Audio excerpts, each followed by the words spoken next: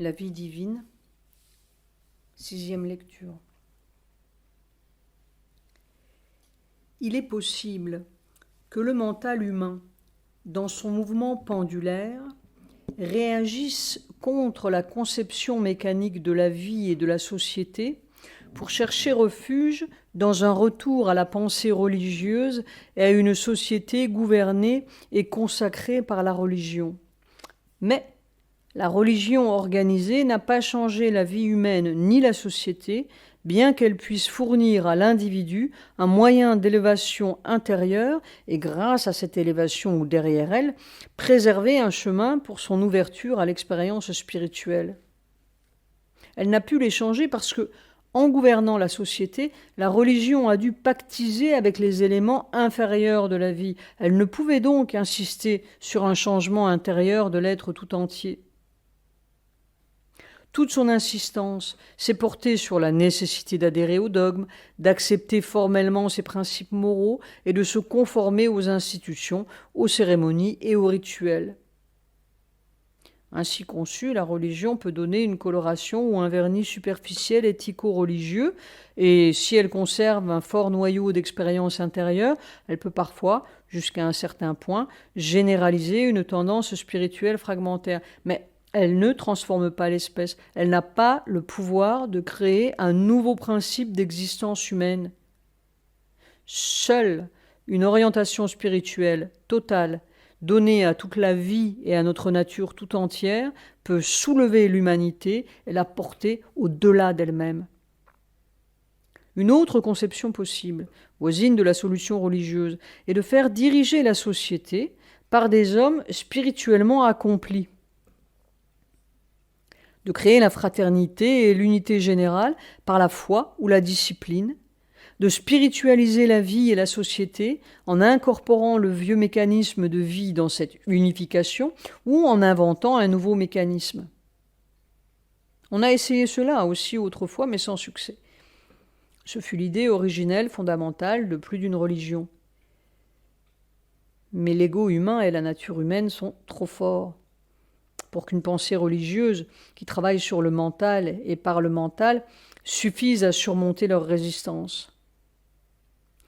Seule l'émergence complète de l'âme, la descente complète de la lumière et de la puissance naturelle à l'esprit peuvent effectuer ce miracle évolutif, parce qu'elles amènent la transformation et l'élévation de notre nature mentale et vitale insuffisante et qu'elle la remplace par une supranature spirituelle et supramentale. À première vue, cette insistance sur un changement radical de nature semble repousser tout espoir pour l'humanité jusque dans un avenir évolutif lointain. Car transcender notre nature humaine normale, transfigurer notre être mental, vital et physique apparaît comme une entreprise trop haute et trop difficile, et à présent impossible pour l'homme tel qu'il est. Même s'il en était ainsi, cela resterait, malgré tout, la seule possibilité d'une transmutation de la vie. Car espérer un vrai changement de la vie humaine sans un changement de la nature de l'homme est une entreprise irrationnelle et non spirituelle. C'est demander quelque chose d'irréel et d'antinaturel, un impossible miracle. Mais pour s'accomplir, ce changement ne fait pas appel à des choses très lointaines, étrangères à notre existence et radicalement impossibles, car ce qui doit être développé est déjà là dans notre être. Ce n'est pas quelque chose d'extérieur à lui. Ce que la nature évolutive réclame, c'est l'éveil à la connaissance du moi, la découverte du moi, la manifestation du moi ou esprit en nous, et la libération de sa connaissance, de son pouvoir et de ses moyens naturels d'expression. En outre, c'est une étape qui a été préparée par l'évolution tout entière et que chaque crise de la destinée humaine rend plus proche, car l'évolution mentale et vitale de l'être arrive à ce point où l'intellect et la force vitale atteignent un paroxysme de tension, et ils doivent ou bien s'effondrer pour retomber dans la torpeur d'une défaite, le repos d'une quiétude sans progrès, ou bien percer leur chemin et déchirer le voile contre lequel ils s'efforcent. Ce qui est nécessaire, c'est qu'un changement d'orientation se produise dans l'humanité, un tournant que quelques-uns peuvent sentir, ou même beaucoup, et que les hommes aient la vision de ce changement, qu'ils sentent sa nécessité impérative, perçoivent sa possibilité et la volonté de le rendre possible en eux-mêmes et de trouver le chemin. Cette tendance ne fait pas défaut, et elle doit grandir, en même temps que grandit la tension de la crise de la destinée humaine. Le besoin d'une évasion ou d'une solution, le sentiment qu'il n'est d'autre solution que spirituelle, ne peuvent que croître et devenir plus impératifs devant l'urgence des circonstances. Cet appel de l'être provoquera toujours, nécessairement, quelques réponses dans la réalité divine et la nature. Il pourrait bien se faire que la réponse soit individuelle seulement. Il en résulterait une multiplication d'individus spiritualisés, ou même, on peut le concevoir, bien que ce soit peu probable, un individu ou plusieurs individus gnostiques isolés dans la masse non spiritualisée de l'humanité. De tels êtres isolés, parvenus à la réalisation, devront alors ou bien se retirer dans leur royaume divin secret et se protéger dans une solitude spirituelle, ou bien agir sur l'humanité avec leur lumière intérieure et préparer un avenir meilleur du mieux qu'ils le peuvent dans de pareilles conditions. Le changement intérieur ne peut commencer à prendre corps sous une forme collective que si l'individu gnostique trouve d'autres êtres qui ont une vie intérieure semblable à la sienne, et s'il peut constituer avec eux un groupe ayant une existence autonome propre ou une communauté séparée, un ordre séparé d'individus ayant sa propre loi intérieure de vie. C'est ce besoin d'une existence séparée avec une règle de vie propre, adaptée au pouvoir intérieur ou à la force motrice de l'existence spirituelle et lui donnant son atmosphère naturelle qui, dans le passé, a donné naissance à la vie monastique ou à divers autres essais de vie collective nouvelle, autonome et séparée, différente de la vie humaine ordinaire par son principe spirituel. Essentiellement, la vie monastique est une association de chercheurs d'un autre monde, d'hommes dont tout l'effort est de trouver et de réaliser en eux-mêmes la réalité spirituelle et qui fondent leur existence commune sur des règles de vie qui les aident dans cette entreprise. Cet effort ne vise généralement pas à créer une nouvelle forme de vie qui doive dépasser la société humaine ordinaire et établir un ordre nouveau dans le monde. Il se peut qu'une religion ou l'autre ait en vue cette perspective finale et qu'elle fasse un premier effort pour s'en approcher. Un idéalisme mental peut aussi faire la même tentative. Mais l'inconscience et l'ignorance persistante de notre nature vitale humaine ont toujours triomphé de semblables tentatives. Car cette nature, avec sa masse récalcitrante, est un obstacle qu'un simple idéalisme ou qu'une aspiration spirituelle incomplète ne peuvent changer ni dominer de façon permanente. Ou bien l'entreprise échoue du fait de sa propre imperfection, ou bien elle est envahie par l'imperfection du monde extérieur. Et des hauteurs brillantes de son aspiration, elle retombe dans un mélange inférieur sur le plan humain ordinaire. Une vie spirituelle commune, destinée à exprimer l'être spirituel et non l'être mental, vital et physique, doit se fonder et se maintenir sur des valeurs plus hautes que les valeurs mentales, vitales et physiques de la société humaine ordinaire. À défaut de ce fondement, elle sera purement et simplement une société humaine normale, avec une légère différence. Pour que la vie nouvelle puisse apparaître, il est nécessaire qu'une conscience entièrement nouvelle s'établisse dans un grand nombre d'individus et transforme leur être tout entier, leur moi naturel mental, vital et physique. Seule une telle transformation de la nature mentale, vitale et corporelle générale pourra donner naissance à une existence collective nouvelle qui en vaille la peine. La poussée évolutive ne doit pas tendre seulement à créer un nouveau type d'êtres mentaux, mais un autre ordre d'êtres qui hausse son existence tout entière au-dessus de notre présente animalité mentalisée jusqu'à un niveau spirituel plus grand dans la nature terrestre. Une transformation aussi complète de la vie terrestre dans un certain nombre d'êtres humains ne pourra pas s'établir totalement et d'un seul coup. Même quand le tournant critique aura été atteint et la ligne décisive franchie, la vie nouvelle à ses débuts devra d'abord traverser une période d'épreuve et de développement ardu. Le tout premier pas sera nécessairement un changement général de l'ancienne conscience, changement qui intégrera la totalité de la vie dans le principe spirituel. La préparation peut en être longue, et la transformation, une fois commencée, procéder par étapes. Dans l'individu, à partir d'un certain point, cette transformation peut être rapide et même s'effectuer d'un bond, un saut évolutif. Mais une transformation individuelle ne serait pas la création d'un nouveau type d'être ou d'une nouvelle vie collective. On peut concevoir qu'un certain nombre d'individus évoluent ainsi séparément au sein de la vieille vie, puis se réunissent pour former le noyau de l'existence nouvelle. Mais il est peu probable que la nature procède de cette façon.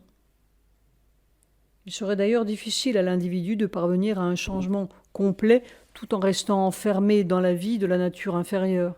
À un certain stade, il sera peut-être nécessaire de reprendre le système séculaire de la communauté séparée avec un double but, d'abord celui de fournir une atmosphère sûre, une place et une vie à part, où l'individu puisse concentrer sa conscience sur son évolution, et dans un milieu où tout est tourné vers l'entreprise unique et centrée sur elle. Ensuite, quand les choses seront prêtes, celui de formuler et de développer la vie nouvelle dans ce milieu et dans cette atmosphère spirituelle préparée. Il se peut qu'avec une telle concentration d'efforts, toutes les difficultés du changement se dressent avec une force concentrée. Chaque chercheur, en effet, porte en lui-même les possibilités, mais aussi les imperfections du monde qui doit être transformé. Il apporte donc non seulement ses capacités, mais ses difficultés et les oppositions de sa vieille nature. Et ce mélange, dans le cercle restreint d'une petite vie commune fermée, peut agir avec une force d'obstruction considérablement accrue, qui tendra à contrebalancer la concentration et le pouvoir accru des forces qui travaillent pour l'évolution. C'est cette difficulté qui, dans le passé, a brisé tous les efforts de l'homme mental pour créer quelque chose de meilleur, de plus vrai et de plus harmonieux que la vie mentale et vitale ordinaire. Mais si la nature est prête, et si elle a pris sa décision évolutive, ou si le pouvoir de l'esprit qui descend des plans supérieurs est assez fort, la difficulté sera surmontée et un premier noyau évolutif sera possible, ou même plusieurs. Mais si une entière confiance en la lumière et la volonté directrice et une lumineuse expression de la vérité de l'esprit dans la vie doivent être la loi, cela semble présupposer un monde foncièrement gnostique, un monde dans lequel la conscience de tous les êtres est fondée sur cette base. On peut comprendre que dans un monde comme celui-là, les échanges entre individus gnostiques dans une même communauté ou plusieurs communautés gnostiques différentes soient par leur nature même harmonieux et compréhensifs. Mais ici-bas, en fait, la vie des êtres gnostiques se déroulera côte à côte avec la vie des êtres dans l'ignorance, au milieu d'elle, en faisant effort pour émerger en elle ou en sortir, et alors même que la loi des deux vies semble se contredire et se heurter. Il semble donc indispensable que la vie de la communauté spirituelle s'isole complètement ou se sépare de la vie dans l'ignorance, car autrement, il faudrait arriver à un compromis entre les deux vies, et avec le compromis, l'existence plus grande risque d'être tronquée ou contaminée par l'existence inférieure. Deux principes d'existence différents et incompatibles seront en contact. Et même si le plus grand influence le moindre, la vie plus petite aura aussi son effet sur la plus grande, puisque cette action réciproque est la loi de toute contiguïté et de tout échange. On peut même se demander si le conflit et la collision ne seront pas la loi première de leur relation, puisque dans la vie de l'ignorance se trouve présente et active l'influence formidable des forces de ténèbres, soutien du mal et de la violence, qui ont intérêt à contaminer ou à détruire toute lumière plus haute lorsqu'elle entre dans l'existence humaine. L'opposition, l'intolérance, ou même la persécution de tout ce qui est nouveau ou tente de s'élever au-dessus de l'ordre établi par l'ignorance humaine ou de lui échapper, ont été des phénomènes fréquents dans le passé. Ou si l'ordre nouveau est victorieux, il se produit fréquemment aussi une intrusion des forces inférieures, une acceptation par le monde plus dangereuse que son opposition, et finalement un avilissement, une contamination ou une extinction du nouveau principe de vie. Cette opposition pourrait être encore plus violente et l'échec plus probable si une lumière radicalement nouvelle ou un pouvoir radicalement nouveau viennent à revendiquer la terre pour patrimoine. Mais il faut supposer que la lumière nouvelle, plus complète, apportera aussi un pouvoir nouveau, plus complet. Peut-être ne lui sera-t-il pas nécessaire de se séparer entièrement de la vie générale. Elle pourra s'établir en de multiples îlots et l'un de là se répandre à travers la vieille vie, l'inondant de sa propre influence ou s'infiltrant en elle, gagnant du terrain, lui apportant une aide et une illumination que l'humanité, soulevée par une nouvelle aspiration, finira peut-être, au bout d'un certain temps, par comprendre et accueillir. Ce sont là évidemment des problèmes de transition, des problèmes d'évolution, avant que n'arrive le renversement total et victorieux de la force qui se manifeste et que la vie de l'être gnostique ne soit devenue partie intégrante de l'ordre terrestre comme l'est déjà celle de l'être mental. Si nous supposons que la conscience gnostique doive s'établir dans la vie terrestre, le pouvoir et la connaissance dont elle disposera seront beaucoup plus grands que le pouvoir et la connaissance de l'homme mental. Et la vie d'une communauté d'êtres gnostiques, en supposant qu'elle se sépare du reste, sera à l'abri des attaques, autant que l'est la vie organisée de l'homme devant les attaques des espèces inférieures. Mais puisque cette connaissance et le principe même de la nature gnostique assureront une lumineuse unité dans la vie commune des êtres gnostiques, ils suffiront aussi à assurer une harmonie dominante et une réconciliation entre les deux types de vie. L'influence du principe supramental sur la Terre s'exercera sur la vie dans l'ignorance et dans ses limites lui imposera l'harmonie. On peut concevoir que la vie gnostique se sépare du reste, mais elle admettra sûrement dans ses frontières tous les éléments de la vie humaine qui sont tournés vers la spiritualité et qui progressent vers les hauteurs. Le reste pourra s'organiser surtout sur le principe mental et sur les vieilles fondations, mais avec l'aide et sous l'influence de la connaissance supérieure qui sera dès lors reconnaissable. Il suivra probablement les voies d'une harmonisation plus complète qui n'est pas encore à la portée de la collectivité humaine. Ici aussi, d'ailleurs, le mental ne peut que prévoir des probabilités et des possibilités. C'est le principe supramental dans la supranature qui déterminera lui-même, suivant la vérité des choses, l'équilibre de l'ordre mondial nouveau. La supranature gnostique transcende toutes les valeurs de notre nature ordinaire ignorante. Nos normes et nos valeurs sont créées par l'ignorance et par suite ne peuvent pas déterminer la vie de la supranature. Mais en même temps, notre nature actuelle dérive de la supranature.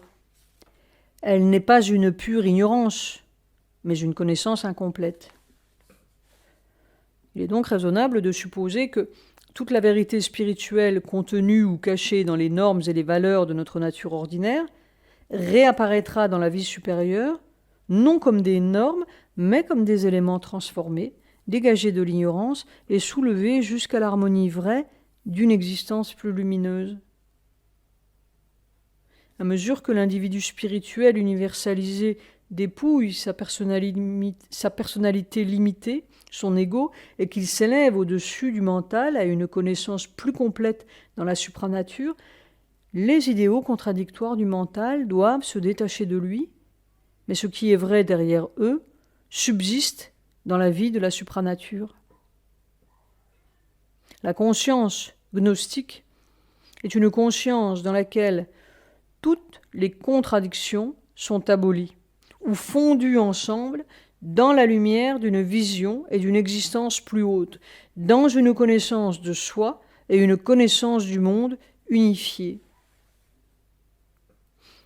L'être gnostique n'acceptera pas les idéaux et les normes du mental. Il ne sera pas poussé à vivre pour lui-même, pour son ego, ou pour l'humanité, pour les autres, la communauté ou l'État, car il sera conscient de quelque chose de plus grand que ces demi-vérités. Il sera conscient de la réalité divine. Et c'est pour elle qu'il vivra, pour accomplir sa volonté en lui-même et en tous, dans un esprit de vaste universalité, dans la lumière de la volonté de la transcendance. Pour la même raison, il ne peut y avoir de conflit dans la vie gnostique entre l'affirmation de soi et l'altruisme, car le moi de l'être gnostique est un avec le moi de tous. De conflit entre l'idéal individualiste et l'idéal collectiviste, car tous deux sont des termes d'une réalité plus grande, et c'est seulement dans la mesure où ils expriment la réalité et où leur accomplissement sert la volonté de cette réalité qu'ils peuvent avoir une valeur pour l'esprit qui est en lui. Mais en même temps, ce qui est vrai dans les idéaux mentaux, ce qui en eux se trouve déjà vaguement figuré, trouvera son accomplissement dans l'existence de l'être gnostique. Car bien que sa conscience dépasse les valeurs humaines et qu'ainsi il ne risque pas de remplacer Dieu par l'humanité, la communauté ou l'État, par autrui ou lui-même, son action dans la vie sera une affirmation du divin qui est en lui. Elle exprimera sa perception du divin dans les autres et son unité avec l'humanité, avec tous les êtres et avec le monde tout entier à cause du divin qui est en eux. Et elle conduira les hommes vers une meilleure et plus haute affirmation de la réalité qui grandit en eux. Mais ce qu'il fera sera décidé par la vérité de la connaissance et de la volonté qui sont en lui, une vérité totale et infinie qui n'est pas liée par une loi ou une norme mentale quelconque, mais qui agit librement dans la réalité tout entière, avec le respect de chaque vérité à sa place et en ayant à chaque pas de l'évolution cosmique, dans chaque événement, chaque circonstance, une claire connaissance des forces à l'œuvre et de l'intention cachée dans l'élan créateur du divin. Pour une conscience spirituelle ou gnostique accomplie, toute vie doit être la manifestation de la vérité réalisée de l'esprit. Seul ce qui est capable de se transformer et de trouver son vrai moi spirituel dans cette vérité plus grande et de se fondre dans son harmonie, se verra accorder le droit de vivre.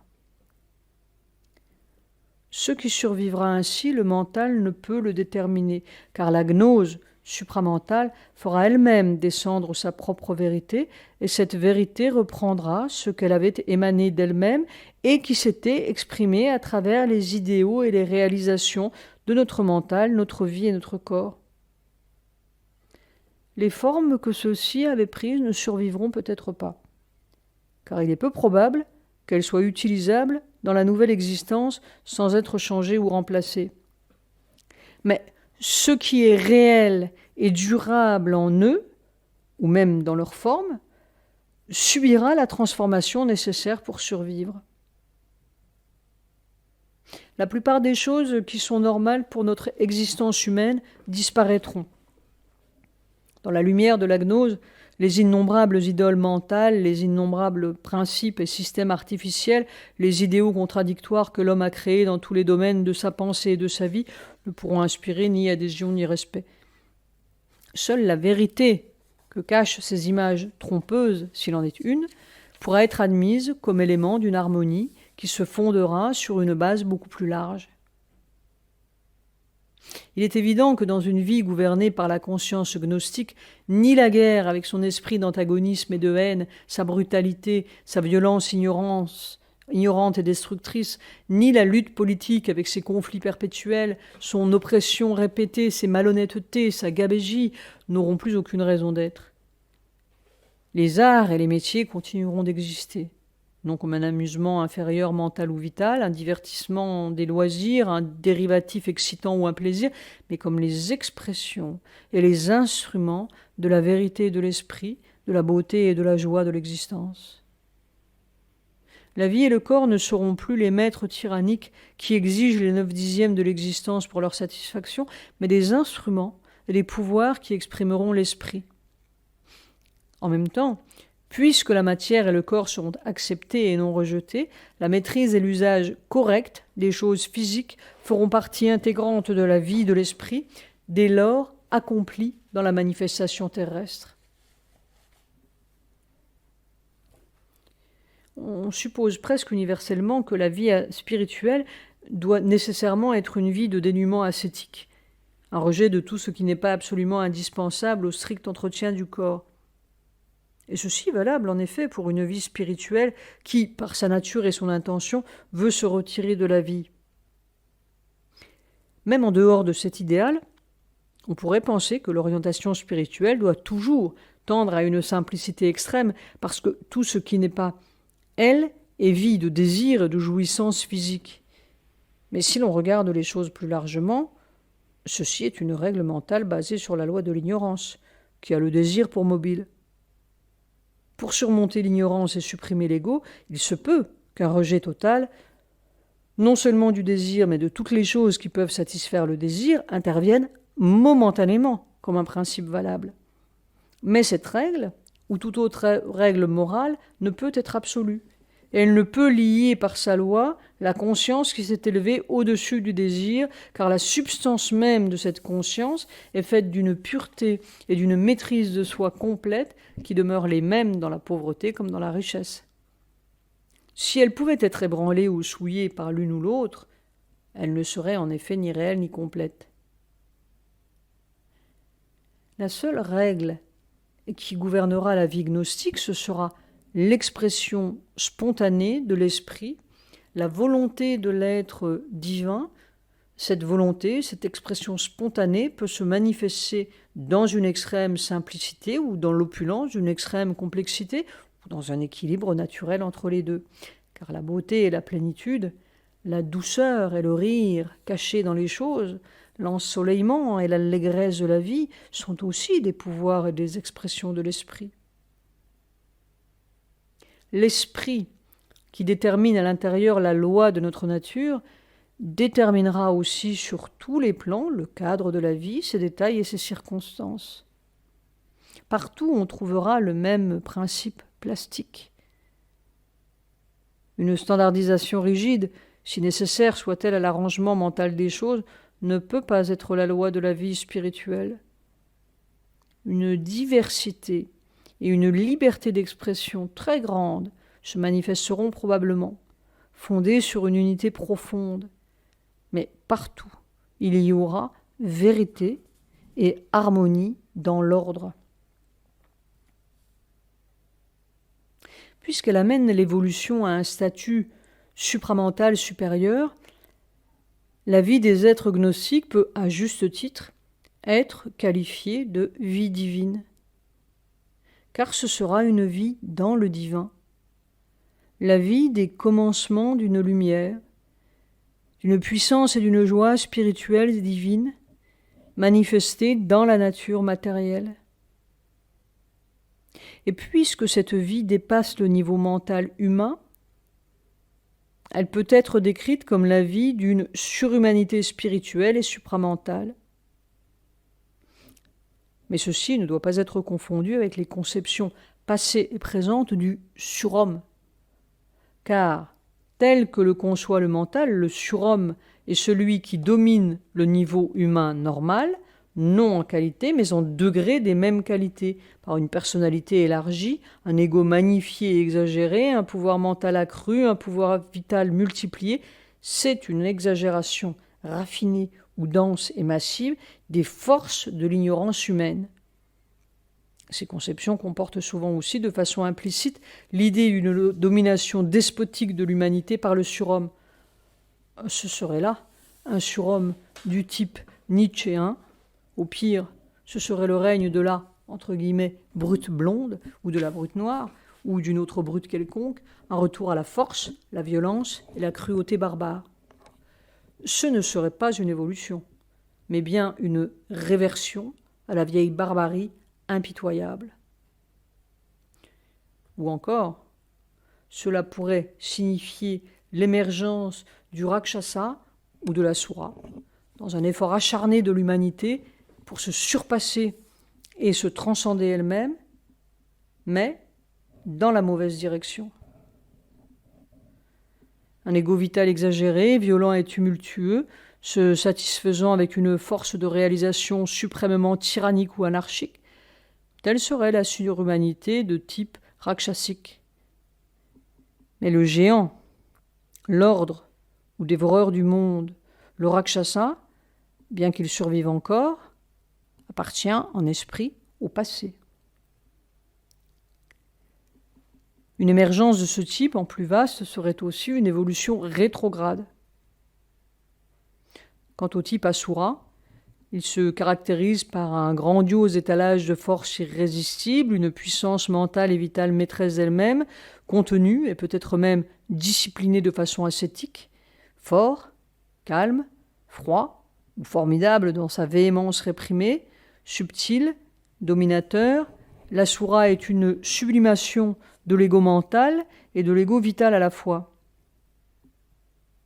Mais la Terre a eu assez de tout cela dans le passé. Et une répétition ne peut que prolonger les vieilles ornières. Du titan ou de l'Asura, elle ne peut tirer aucun profit véritable pour son avenir, aucun pouvoir de dépassement. Et même si elle en retirait un pouvoir grandiose ou supranormal, cela ne ferait qu'élargir les cercles de sa vieille orbite sans plus. Ce qui doit émerger est quelque chose de beaucoup plus difficile et de beaucoup plus simple. C'est un être qui a réalisé son moi. C'est une édification du moi spirituel, une intensité et un élan de l'âme, la libération et la souveraineté de sa lumière, de son pouvoir et de sa beauté.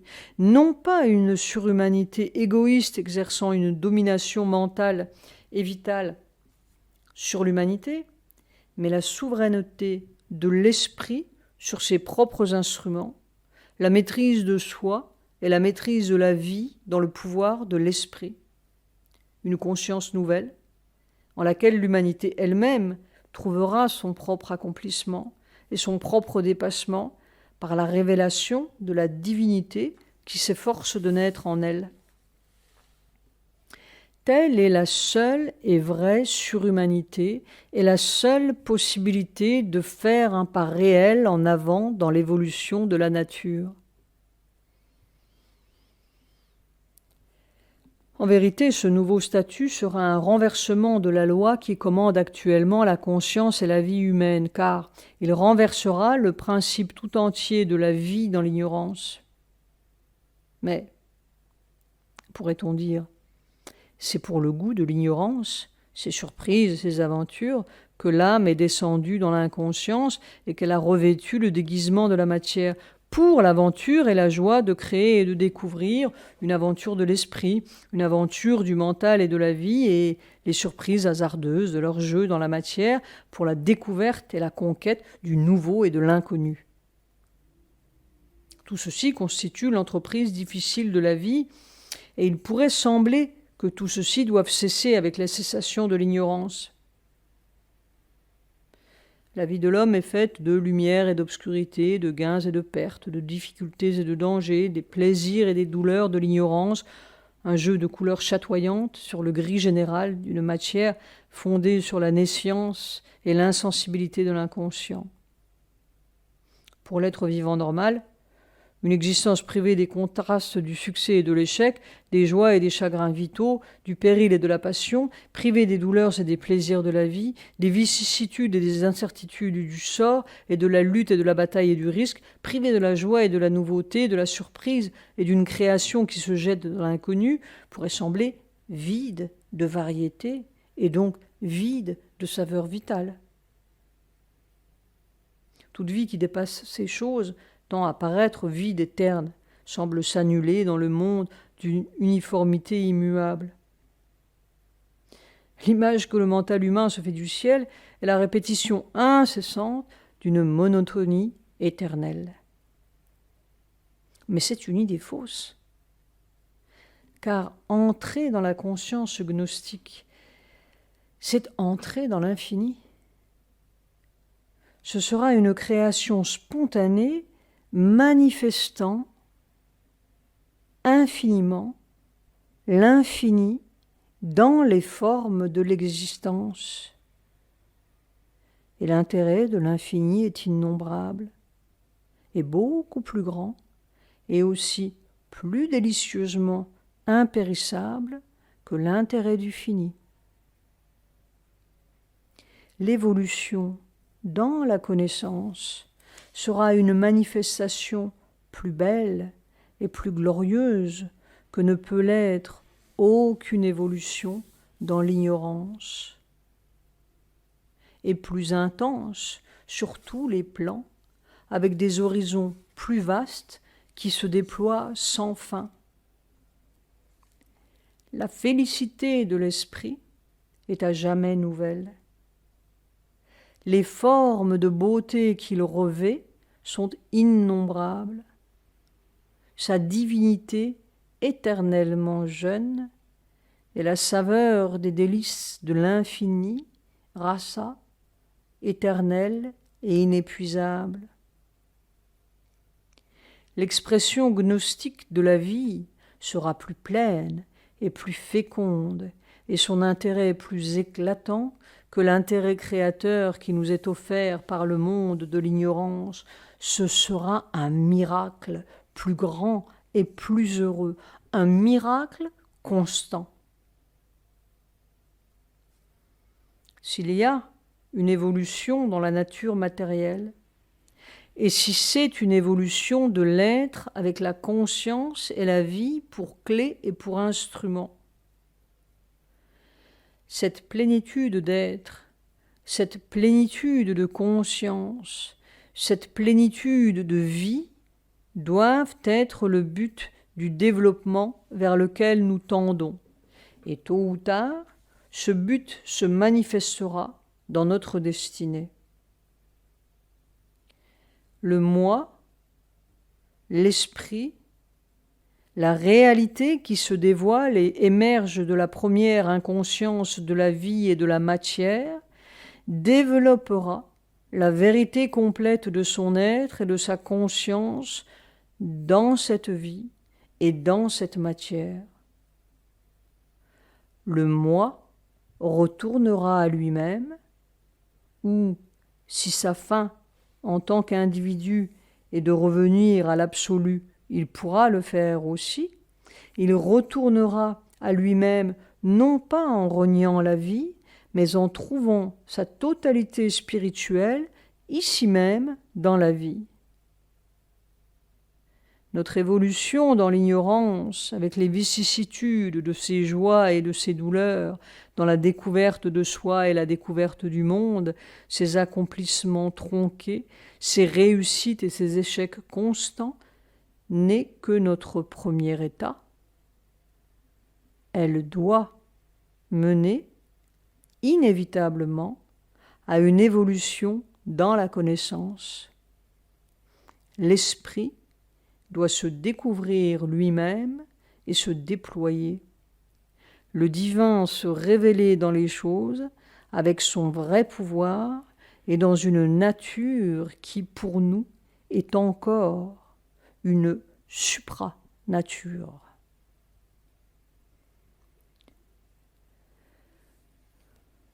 Fin de la vie divine.